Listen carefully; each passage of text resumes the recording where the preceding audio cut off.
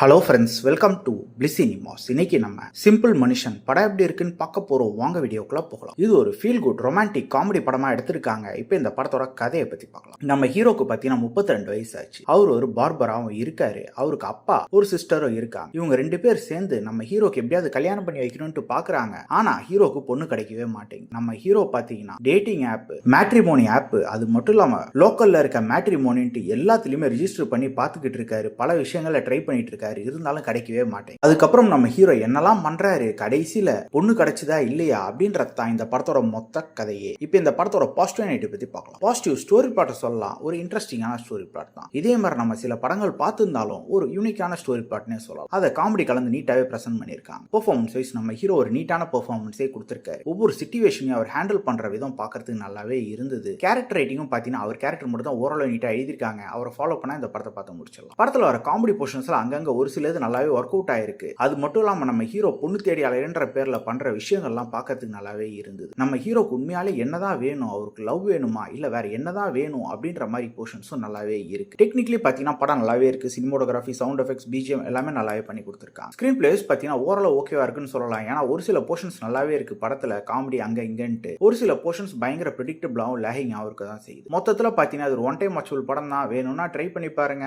படத்துல அடல் கண்டென்ட் இருக்கு. ஸோ ஃபேமிலியோட ட்ரை பண்ணாதீங்க. இன்னொரு வீடியோல சந்திக்கலாம். தேங்க்யூ.